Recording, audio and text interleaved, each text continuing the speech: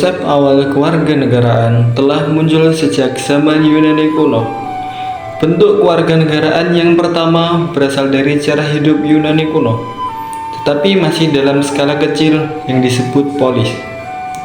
Polis adalah negara bagian kecil atau negara kota. Tetapi pada saat yang sama, kata polis mengacu pada orang-orang yang tinggal di negara kota itu. Saat ini, kewarganegaraan tidak dianggap sebagai urusan publik. Kewarganegaraan dipisahkan dari kehidupan pribadi seseorang. Gagasan awal kewarganegaraan didasarkan pada milik keluarga atau suku berdasarkan kekerabatan, agama, latar belakang etnis, atau status keturunan. Seiring dengan perkembangan ilmu pengetahuan dan zaman, konsep kewarganegaraan kini menjadi kompleks. Kewarganegaraan menjadi syarat adanya berdirinya sebuah negara. Para ahli juga mengemukakan jika syarat terbentuknya negara adalah 1. Pemerintah yang berdaulat keluar dan ke dalam. 2. Wilayah. Dan ketiga, rakyat yang tetap. Ketiga syarat ini tidak dapat dipisahkan karena negara tanpa wilayah bukan negara namanya. Dan juga negara tanpa adanya rakyat tidak bisa melakukan deklarasi serta tidak bisa disebut negara jika tidak ada pemerintah yang berdaulat. Dasar hukum tentang kewarganegaraan ini pada Undang-Undang Nomor 12 Tahun 2006. Dalam praktiknya, untuk menentukan status kewarganegaraan, negara Indonesia menganut 4 asas, yaitu 1. Asas ius sanguinis atau law of the blood adalah asas yang menentukan kewarganegaraan seseorang berdasarkan keturunan. 2.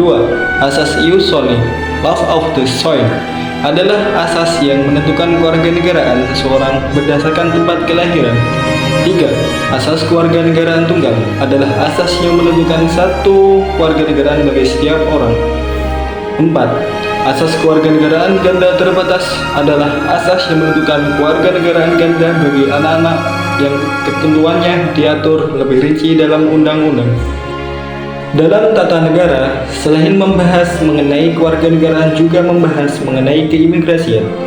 Imigrasi adalah institusi nasional yang penting untuk pergerakan orang antar negara. Bagaimana berpendapat bahwa fungsi keimigrasian adalah untuk mengontrol penyelenggaraan pemerintah atau administrasi publik.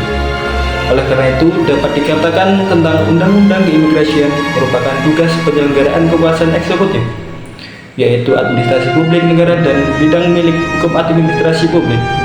Tugas administrasi keimigrasian terkait dengan tindakan keimigrasian. Keimigrasian juga diatur dalam Undang-Undang Nomor 6 Tahun 2011.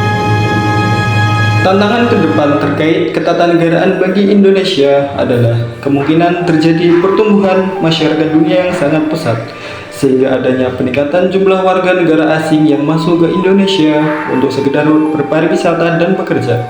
Ketika sudah nyaman tinggal di Indonesia, dengan pertimbangan tertentu seseorang warga negara asing pun bisa jadi mengajukan diri untuk menjadi warga negara Indonesia. Harapannya Indonesia ke depan akan lebih siap menghadapi situasi tersebut untuk selalu mengawasi setiap keluar masuknya orang asing di wilayah Indonesia untuk menjalankan peraturan yang ada dengan melibatkan pihak yang berwenang, yaitu lembaga keimigrasian yang telah diatur dalam Undang-Undang Nomor 6 Tahun 2011. Hal ini dilakukan supaya negara Indonesia tetap memiliki integritas dan kedaulatan yang abadi.